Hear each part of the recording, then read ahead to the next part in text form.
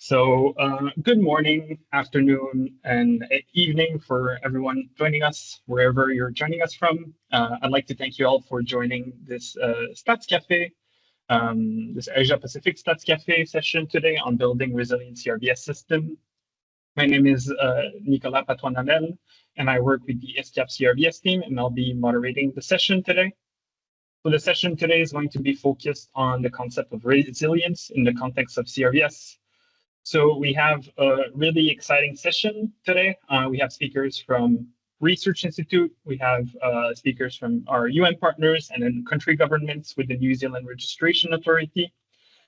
And so as we speak about CRVS resilience today, we'll get some insight of these various perspectives and work on the topic of what resilience means for CRVS with conceptual framework as well as country case studies to hands-on experiences on building resilient CRVS systems. So our speakers today, we have Carmen Saint-Fruitman from Swiss DPH, who is hopefully will join us a bit later. We have Bhaskar Mishra from UNICEF, and then Russell Bernard, who works with the Registrar General of New Zealand. So after all the presentations, we'll have some time allocated for Q&A. So if you have any questions about any of the presentations or to any of the speakers, I invite you to note them down in the chat or maybe ask them after everybody else has presented so we can maybe answer them throughout the session or once the session is finished. So on that note, I'll just like to provide a quick overview as to why ESCAP has become so interested in the resilience of CRVS system. So for those of you who may not be familiar with the acronym CRVS, it stands for Civil Registration and Vital Statistics. Essentially, CRVS systems are the official mechanisms through which government record vital events, think like birth, deaths, or marriages. And these systems are really important because they make it possible to establish legal identity and protect individuals' rights. But it also generates some really important data that government researchers, as well as development partners like the UN, can rely on to either plan services, maybe track population trend, or design effective policies. So things like data on fertility, cause of death, and life expectancy, for example, should all come from CRVS systems. And so when births and deaths go unregistered, leaves some critical gaps in government data on who's being born and who is dying, and it deprives children from things like legal identity, access to education, and so on.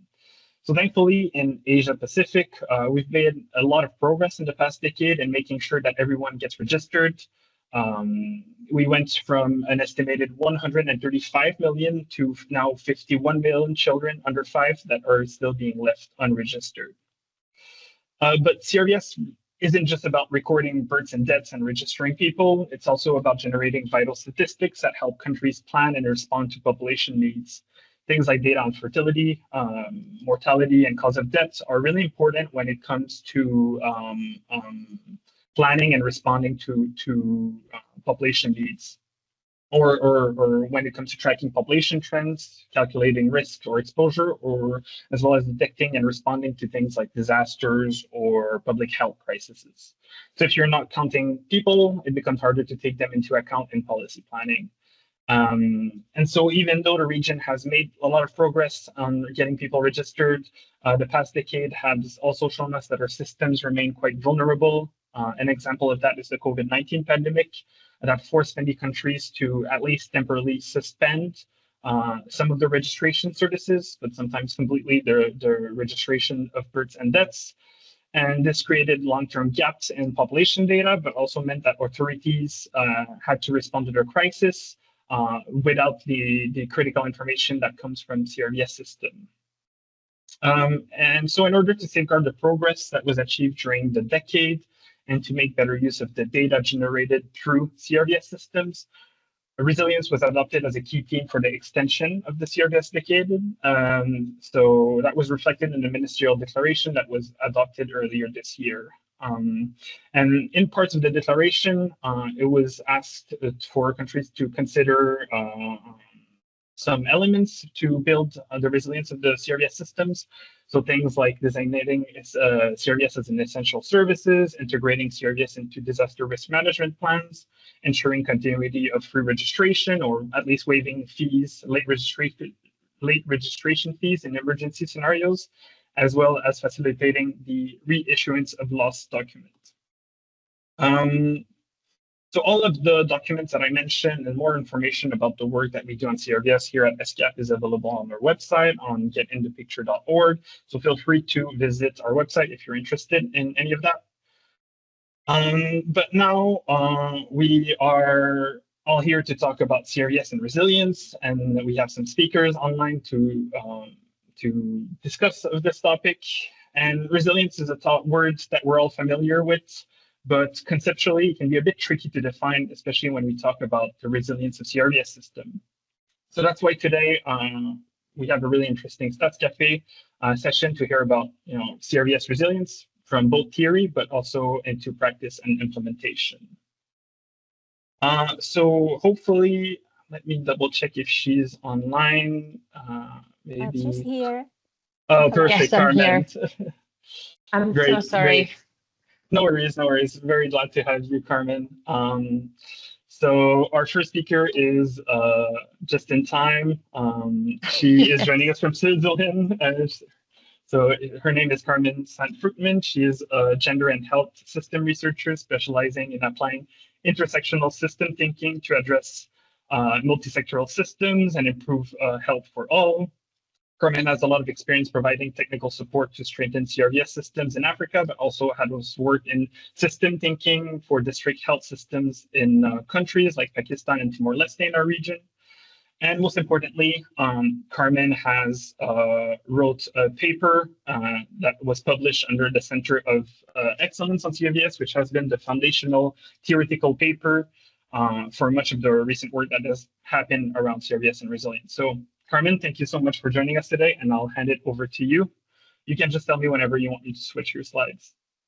Perfect. Thank you so much. And again, sorry for the super last minute joining, but I'm happy I made it on time. It's really a pleasure to be here with you all today. And also I'm so excited that this work that we did in the midst of COVID is now kind of taking traction and supporting much more of the operational work. I think that was always the idea for it. So I'm really, really excited to see that.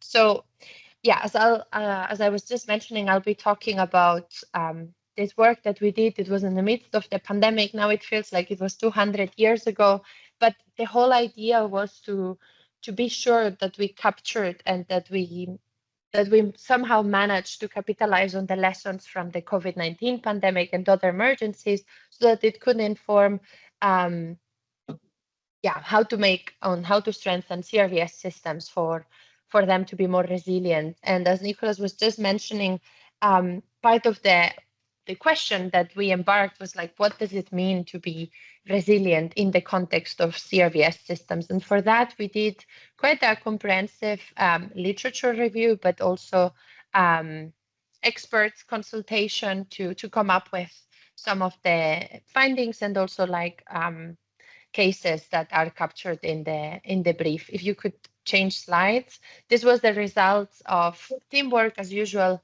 I'm just here presenting on behalf of the co-authors. The work was at the time funded by IDRC, and if you could change slides. Exactly. So basically, and I think, well, for all of us that are working on CRVS, COVID-19 gave us the opening line for so many of the projects we've written ever since, because COVID-19 basically for once or kind of gave a global narrative on why CRVS systems are so important. Everyone was talking about mortality statistics at the time, became essential and open and kind of clear to everyone that it is essential for policy planning. But it also became extremely challenging. And I think probably all of you would have a million stories, those of you working in civil registration or vital statistics or Department of Health, around the fights that we were having on how many COVID deaths were actually happening, because there were different definitions, because different systems inside the country were reporting different numbers. And many countries, kind of those that had excess mortality, became the go-to place. And that's the data that is coming from civil registration specifically, even without the necessarily knowing the cause of death. If you can, yes.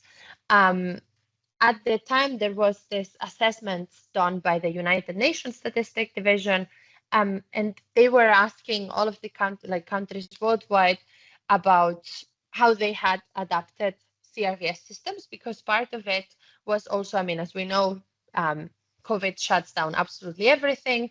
That also meant in many countries that CRVS offices were being closed, and then all those challenges happened. Like, we need to know how many people are dying, but people cannot come to register the deaths. So we saw that, well, in that report done by the UN Statistics Division, that 64% countries considered CRVS essential, and there were quite a comprehensive list of recommendations in order to how to make those services accessible during the pandemic.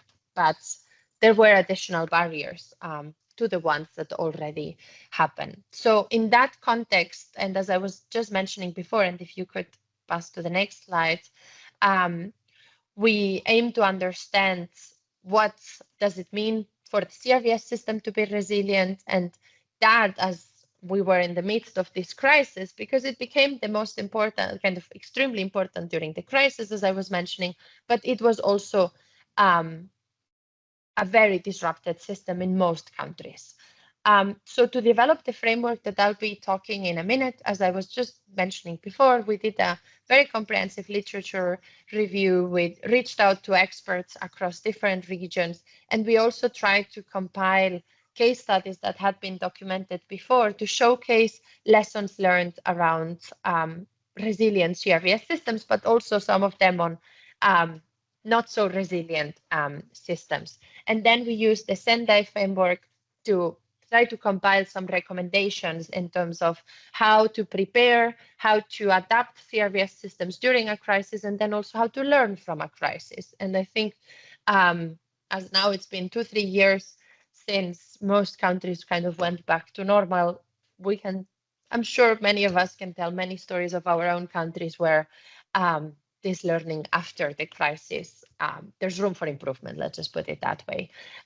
So if you could pass to the next slide. Yeah. So basically, the first question, and Nicholas was just opening my presentation with this, was what is a resilient CRVS system? So we defined resilience based on many other papers. We draw a lot from the health systems literature as well, where there have been a lot of papers and discussions around resilience. And basically, we came up with this definition of resilience being the capacity of a system to absorb disturbance, but also reorganize while undergoing change, to retain essentially the same function, structure, identity, and feedback. And for this, CRVS systems should be able to absorb and adapt to external shocks and emergencies, maintain essential services, but linked with this about lessons learned also become strengthened by emergencies. And in the cases of crisis, even if needed, expand services to capture additional needs. So with this in mind, exactly, we came up with this framework, and I'll be talking about this a bit more in detail in my next slides. But basically what you can see on the external sides are all of these macro factors that influence CRVS systems. So as we know, and I mean for us, we, as Nicholas also was mentioning, we come from the systems thinking literature, so we understand CRVS systems as complex systems, meaning they are history dependent, they are influenced by feedback, they are extremely context dependent, but obviously in times of crisis, they can be influenced by shocks.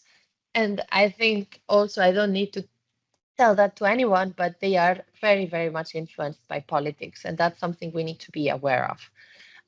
In terms of competencies for a CRVS system to be resilient, Thank you. Sorry, it has several animations. So if you could maybe just click. Yeah, the first one, and just kind of go ahead. Yeah, thank you. The first one is CRVS systems needs to be integrated. For this, I think also everyone here knows, but all of the CRVS systems in the world have several sectors that are involved that are usually, even they might be somehow coordinated, often operate in some sort of isolation. For them to be resilient, they need to be integrated. So it means there needs to be coordination between these government agencies, and there also needs to be kind of essential data sharing so that the recording of the death and well, in that case was the deaths, but of vital events will reach the key milestones.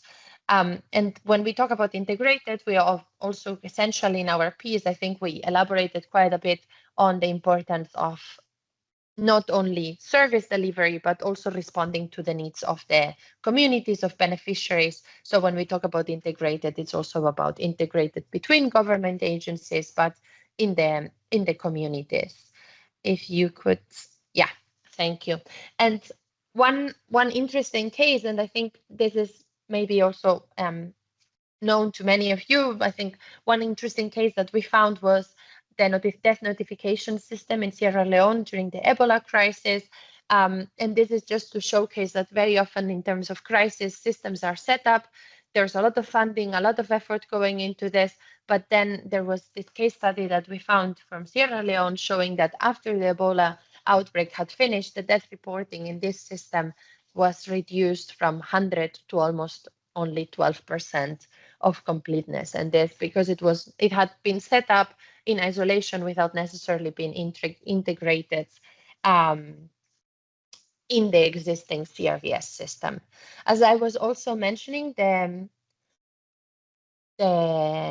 CRVS systems need to be included and integrated with communities. For that, they also need to be inclusive, responding to the needs of the population, especially during crisis. It is essential that the priorities and the more vulnerable / marginalized groups are prioritized. Yeah, in this case, we also found an interesting example from Colombia, where an active death registration system was set up in communities.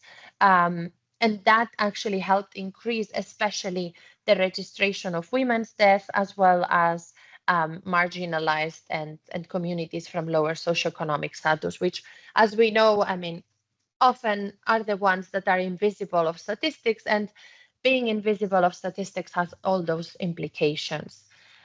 In our, yeah, in other competencies that we found is that the system needs to be robust. In this case, it means that it doesn't only need to adapt to the crisis, but it needs to be able to absorb it and recover from shocks and to continue functioning during emergencies.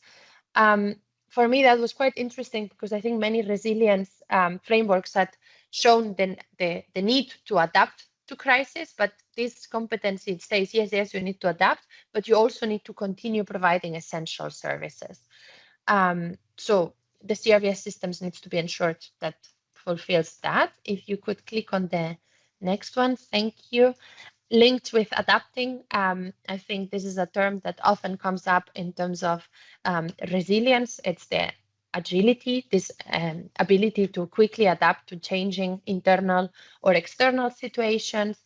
And as mentioned, COVID-19 was the example where we were looking kind of at the time where we did this, but this applies to other emergencies, conflicts, as well as chronic stress, because I think resilience of CRVS systems is not only talking about emergencies, humanitarian disasters, but also the continuous stresses that many countries face, like underfunding, lack of completeness, and so on.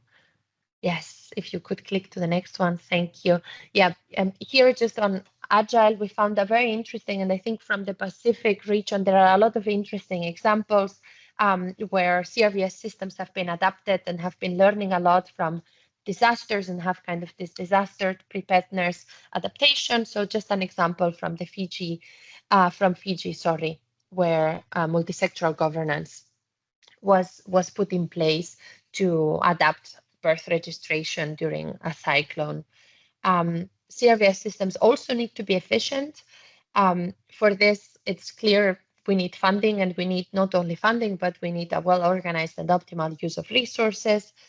And if you could click the next one, yes, they need to be determined essential. And I think that was the example of the UN Statistics Division, that many countries, so over 35% of the countries worldwide at the time of COVID, did not necessarily deem CRVS as essential. So it's crucial that countries really embed this essential capacity so that CRVS continue being timely, accurate, and high quality.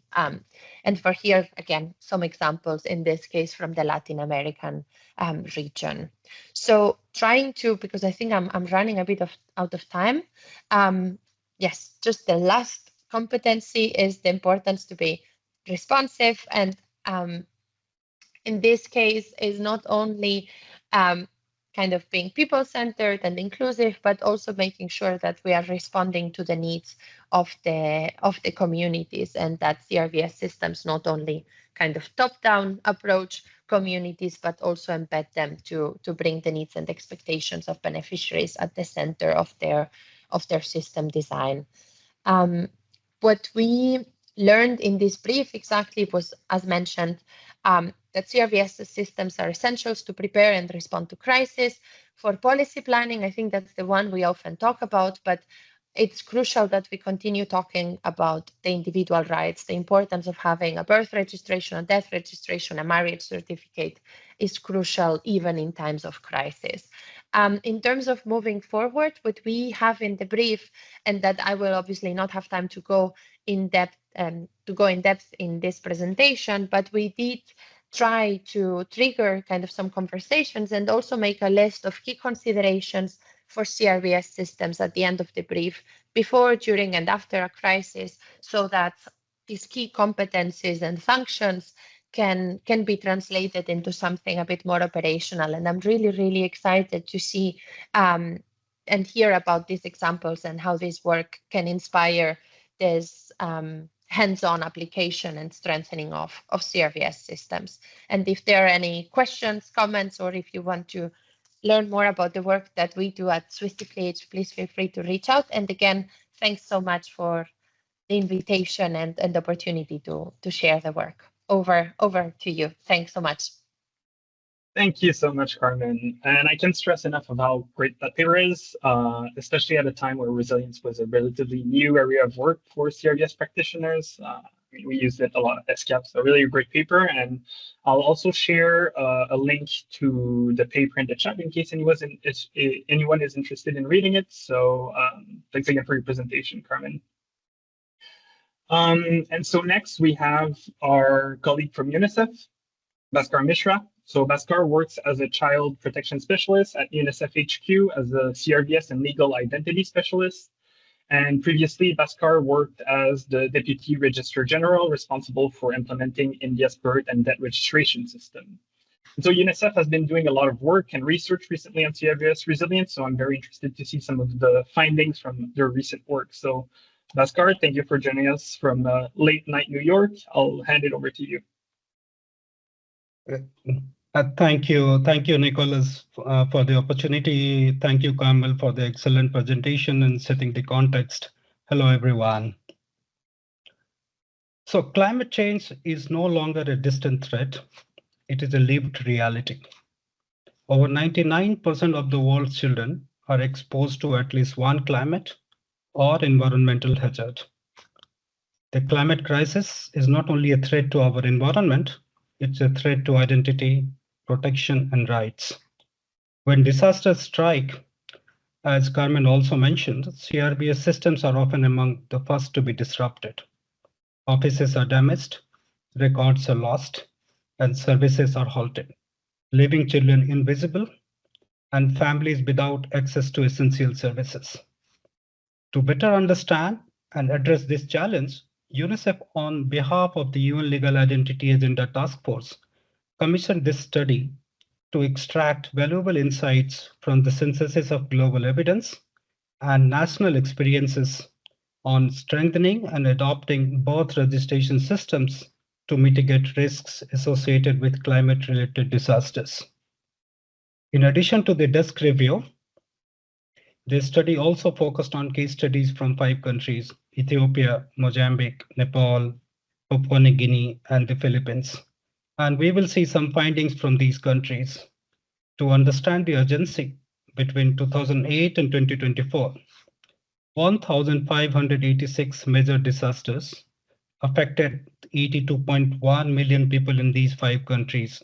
The pattern is clear. Climate events severely disrupt CRVS operations. Thank you for moving to the next slide. The study examined 2 key dimensions: systemic effects. How do climate disasters impact the operational functionality of both and civil registration systems, considering both the supply and demand aspects? And resilience building, how our national and sub-national CRVS systems, with a focus on birth registration, adjusting their planning and response to build resilience against anticipated climate risks. Overall, the focus was to explore how countries are responding to climate threats by strengthening the resilience of their CRVS systems through innovative, context-specific approaches. While climate change is widely known to affect health, water, agriculture, and various infrastructure, its impact on birth registration and CRVS system is far less understood. The gap is critical in areas where climate risks and low registration rates overlap, putting children at greater risk of exclusion. Can we go to the next slide, please? We used a deductive and exploratory approach, testing and customizing an analytical frame that Carmen presented before me, while generating new insights from field data. The study started way back in 2024 with a global desk review and culminated in the selection of 5 country case studies. We collected information through a desk review, and a dedicated report was created based on that. We developed a comprehensive framework-guided questionnaire to gather data from 5 countries. While our analysis mainly focuses on the national level, we also examined sub-national cases such as Bangsamoro Autonomous Region in Muslim Mindanao in the Philippines and 6 provinces in Ethiopia. After collecting the data, country consultations were held to validate the findings. Based on these consultations, country case studies and a synthesis report comparing the findings have also been developed. These reports, along with the policy brief, were circulated to the UN task force for their feedback. We are ready with the final reports, pending go-ahead from Nepal and PNG. Once we receive their go-ahead, we will release all the reports. Next slide, please. Building on a framework developed by Carmen and others in 2021, along with a global desk review, we used a multi-dimensional system resilience framework to evaluate how CRVS systems develop resilience to climate-related disasters. The framework includes 7 key dimensions shown in the center of this graphic. These include legal and governance. Are systems legally mandated and coordinated for crisis response? Resources. Are staff, funding, and infrastructure disaster ready? Community engagement. Are services inclusive and trusted, especially by vulnerable groups? Business continuity. Are there emergency-specific SOPs and contingency plans in place? Interoperability. Are systems linked to health, ID, education, and social protection? Digitalization. Are digital tools improving access and flexibility? And data security. Are records protected and backed up?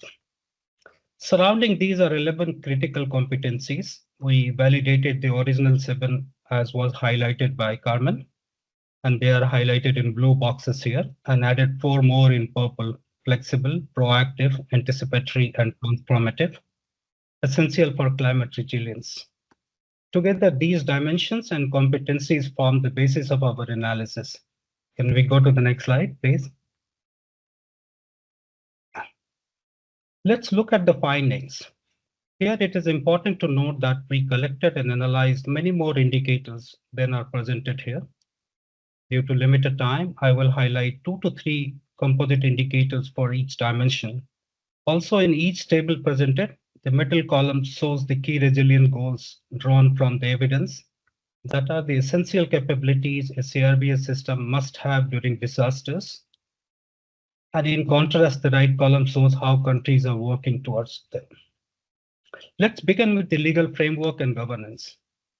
On inclusivity and flexibility of the legal framework, the study found that some countries' CRBS laws explicitly included disasters-related provisions and emergency standard operating procedures, with the Philippines as a notable example of this practice. Ethiopia's law also includes specific provisions concerning disasters related to the reconstruction of lost or damaged records. Its revised CRBS proclamation of 2017 and refugee proclamation of 2019 ensure inclusive national civil registration for all, including IDPs, non-nationals, and refugees. At the local level, all countries demonstrate practical flexibility in implementation, such as fee waivers, deadline extensions, mobile units, or the use of alternative documents. The key insight is when CRBS systems are legally acknowledged as essential services, including during crises, they are more likely to stay operational. The second key indicator is governance and coordination. Strong governance enables legal provisions to be enacted quickly and efficiently. Countries with formal multi-tier coordination, connecting CRBS and disaster agencies, respond more swiftly and cohesively during crisis. This facilitates agile decision-making and resource allocation. It is also essential that CRBS authorities are integrated into disaster risk reduction, planning, simulations, and recovery efforts. Notable examples include Nepal and Mozambique, which both have robust central and local coordination mechanisms that restore services quickly. The Philippines also has strong provincial to local level CRBS and disaster coordination. Papua New Guinea is progressing to strengthen its multi-sectoral coordination. Next slide, please. The next dimension is resources, which includes the workforce, funding, and infrastructure needed to keep CRBS systems prepared to respond quickly during disasters. Here we will highlight three key indicators. First, resilient workforce capacity. A strong CRBS workforce must be trained, protected, and deployed flexibly in emergencies. However, many countries lack surge staffing strategies or emergency-specific training. Good practices include, in Ethiopia, health extension workers are providing birth registration in crisis-affected areas, demonstrating adaptability and sustained change. Papua New Guinea and Mozambique redeploy staff from unaffected areas to keep operations running, showing high level of responsiveness. In Nepal and the Philippines, CRBS staff are embedded with the local governments and actively participate in emergency response exercises, enhancing agility and resilience. 2. Flexible and contingency budgeting. Without access to emergency funds, CRBS operations are delayed just when they are most needed. In many countries, CRBS funding is diverted during crises and few have protected budget for recovery. Good practices include the Philippines has strong integration with DRR systems and dedicated funding. PNG offers free civil registration and combines it with ID services to reduce logistics costs.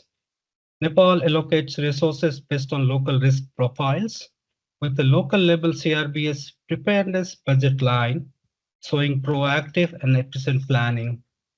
Third, resilient and mobile infrastructure is the backbone of continuity. Countries must plan ahead, assess risks, and ensure infrastructure resilience by securing reliable power, connectivity, and mobile infrastructure. Examples include Nepal, Philippines, and Mozambique all maintain off-site data backups and digital platforms with disaster recovery systems. The Philippines also has backup power, mobile kits, and emergency farms deployed at local levels. PNG uses solar power biometric kits in off-grid, disaster-prone communities, demonstrating anticipatory and transformative solutions. Next slide. Next is the adaptive CRBS business processes to function under crisis conditions. Business process resilience is maintained by regularly reviewing, stress testing, and refining CRBS procedures through risk-based assessments, using disaster-specific SOPs and simplified end-to-end processes to ensure continuity during all stages of emergencies. For example, the Philippines is known for having disaster-specific, legally supported simplified procedures that stay fully operational during crises. All countries are also developing temporary and flexible registration service methods. Human-centered and inclusive access is an important pillar of resilience, ensuring human-centered and inclusive services reach the most vulnerable before, during, and after a crisis. Effective strategies involve de-identifying at-risk groups, improving access through sector integration, employing emergency communication and feedback loops, and formalizing mobile outreach with clear SOPs and accountability. Good practices include in PNG, communities help mobilize people for registration, review, validate, or approve registration form or eligibility documents. The Philippines and Mozambique set up a coordinated one-stop shops providing both birth registration and ID services, even in disaster situations. Integration is key to increasing access points. Examples include Mozambique is co-locating birth registration in health facilities. Ethiopia, as mentioned earlier, delegates birth registration to health extension workers. In the Philippines, joint registration is conducted by health and statistical authorities, even in fragile settings. And multi-service one-stop shops established during COVID-19 in malls and public centers continue to operate today. All countries demonstrate linkages between CRBS, social protection, and education, with birth certificates, where birth certificates are essential for accessing services or used to identify and refer unregistered children for registration. Looking ahead, countries should consider mandating health workers for notifications and declarations, integrating CRBS into community outreach, enabling cross-system event triggers, and establishing one-stop shops in evacuation centers. Can we go to the next slide? Final dimensions include digitalization, data integrity, security, and interoperability. Continuous digital connectivity. Countries are working to digitalize CRBS from start to finish, maintain connectivity, and secure platforms by establishing mobile and cloud systems, ensuring stable power sources such as solar energy, and protecting platform security. In the Philippines and Nepal, 99% and over 93% of CRBS centers are digitalized, respectively, ensuring continuous service even during disasters. Mozambique is also taking a unique approach by digitalizing all CR posts, and they're also in the process of digitalizing health center-based CRBS points. Data quality, security, and backup. Resilience also depends on safeguarding CRBS data through digital contingency plans, establishing off-site backups with disaster recovery centers, and protecting both digital and paper records. A good example is from the Philippines, which uses 2 mirror data centers and a separate disaster recovery site with real-time redundancy checks. Nepal also has 5 regional backup centers, encrypted VPN access, and multi-factor authentication. However, Mozambique, Ethiopia, and PNG still face risks due to vulnerable paper archives. Interoperability and strategic data use. CRBS data must flow seamlessly across systems to support broader recovery efforts by developing legal and SOP frameworks and MOUs for data sharing across sectors. CRBS data could be used in disaster response planning and execution. For example, in Nepal, MOUs connect CRBS with health and ID systems, and both data supports emergency grants and shelter targeting. In Mozambique, CRBS units are embedded in maternity wards. Moving forward, establish legal data sharing frameworks and broaden CRBS data use in health, education, and disaster planning. In short, digital, secure, and interconnected CRBS systems are not just efficient, they are essential for resilience and quick recovery. Next slide. This is my last slide. As we conclude, resilience is not a fixed goal, but a continuous process. Systems must adopt, absorb, and transform amid shocks. Our research confirms that aligning 7 system dimensions enables adaptation and recovery, whereas fragmentation could lead to substantial failure. Beyond agile, efficient, inclusive, and robust, system must also be flexible, proactive, anticipatory, and transformative. These lessons are verified by country experiences. So what are the 5 takeaways? Legal and governance foundations are crucial. Systems like the Philippines, with clear legal mandates and disaster-specific provisions in laws, regulations, and SOPs, as well as coordination mechanism at all levels, are comparatively better prepared. Smart, ongoing investment is essential, covering dedicated funding, resilient infrastructure, and personnel trained for emergency roles. Digitalization must be paired with robust data protection, cybersecurity, interoperability, and diverse backups to ensure continuity. Community engagement is essential. Inclusive, human-centered design and outreach make sure vulnerable groups are not left behind. Preparedness for multi-hazard risks is urgent. CRVS system must plan for complex, overlapping threats. The way forward is not only expanding coverage, but building CRVS systems that can withstand, adapt to, and recover from shocks. Resilient systems protect identity, enable aid, and ensure no child is left invisible, even in crisis. Thank you very much. Nicholas, back to you. Thank you so much, Bhaskar. Yeah, I think this is all very interesting. I really like how UNICEF framework, it really builds on the one that was presented by Carmen, using the same competencies, but having these indicators, resilience goals, as well as the practical example of how countries have implemented resilience building is really helpful to tie this theory of what is CRVS resilience to really implementation in practice. So, thanks again for your presentation, Bhaskar. And next we have, we will hear from New Zealand with Russell Bernard. Russell serves as a general manager of operations at the Register General of Births and Deaths and Marriages of New Zealand. He's been an active member of our regional steering group for CRVS. And well, New Zealand is actually one of the countries that is really approaching resilience building with a systematic approach, which is really at the essence of resilience building. So Russell, thank you so much for joining us this afternoon, and I'll hand it over to you. Kia ora. Thank you, Nicholas. That's fantastic. Thanks to Bhaskar and Carmen as well. I found that fascinating. It's great to hear academics talk about things that matter to CRVS systems. New Zealand prides itself on being a pretty resilient system, but I've been writing furiously for the last 25 minutes or so about the things that we possibly should look at going forward.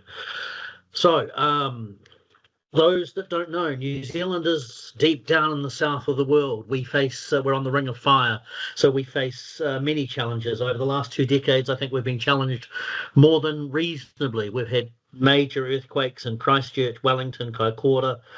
We've had cyclones, which have devastated some of our eastern North Island areas. We've had a volcano blow up, which killed a lot of people. And of course, like the rest of the world, we had COVID-19, which impacted our services greatly. So our government, and indeed my agency, is quite aware of the challenges to delivering services at the practical level. What does it mean? How do we make sure our services are resilient and safe for use and safe for delivery of good data to our national statistics systems and health systems, as Carmen and Bhaskar have mentioned, but also delivery of services to our citizens who need it to access services in the public and private sectors. But we live in a real world where government doesn't have a lot of money. We're facing the same cost of living crisis that the rest of the world is facing. So we have to really focus on being smart, being deliberate, and continuing on. Carmen and Baxar both mentioned that being an essential service is critical. We're not legislated as an essential service. COVID was generally bad for everybody. I think that's reasonably easy to express. But our government, the glass half full side, our government looked at things and said this was really easy to identify this as an essential service. CRVS data has always been seen as supporting national stats and national health projections. But as we move into a modern digital world, our government found it was really important that the data is seen as foundational in supporting access to service across the public and private sectors in our country. So that builds off effectively a non-partisan, our parliamentarians all think the same things about this. We're a foundation stone for the delivery of good services. We will continue to be pushed, as I said before, by our government to deliver value for money, but I don't think there's any major concern that we're not seen as important in the digital world and in the statistical world. I think Baxar raised it, and I think it's a really important point for me that we built off and have built off 30 years of investment into digitising our records.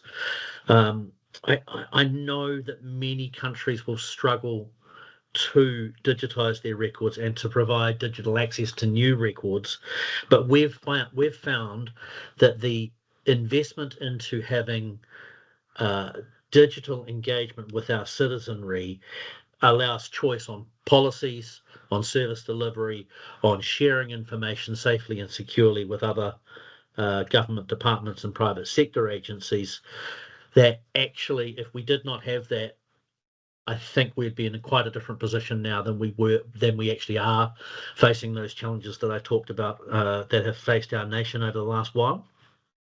So you'll see here, all of our records are digitised. They're recorded and retained in our archive service. Access is restricted without access and permission from the Registrar General. But we also have digitised records as well. So that allows us to move into full disaster recovery mode relatively quickly. At a practical level, it means the digital delivery of services when during COVID we were locked down, people don't need to visit our offices always. So we can actually engage with citizens in their living rooms, in their homes, as they can provide and register their children, register deaths, marriages, etc., can all be registered electronically in our systems, etc. That decision over 30 odd years. It took us about 7 years to digitize all our records. It's well worth it. The payback is enormous. The choice becomes much more available to us because we've got that base foundation. We are different than many other services that deliver civil registry systems. We also deliver passports, we deliver citizenship services, we deliver identity verification services. So we sit alongside other really important services that citizens want. We've invested over the last 5 years many millions of dollars into our citizenship and passport systems, and we're progressively releasing new features in that space.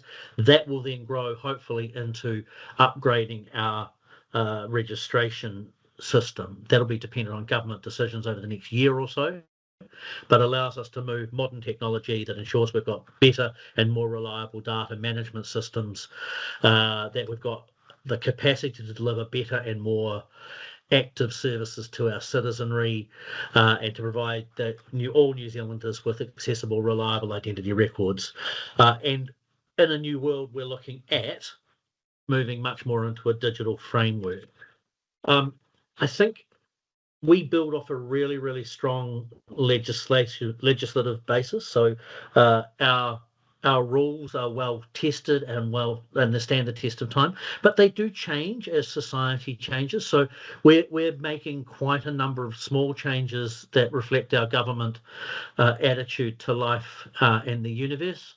So we have recently made changes to gender identity. We've made changes to allow flexibility for preliminary notices of death, so we get a better triangulation with medical professionals as people die. We're putting a lot of work into how does our CRVS data support a digital economy? How do we get that to turn into digital credentials, which means we don't have to share data in the way that we do now, which becomes a very important privacy and security control for us. Our society, like many of yours, is changing. So we're thinking about things like surrogacy. We're thinking about things like adoption systems.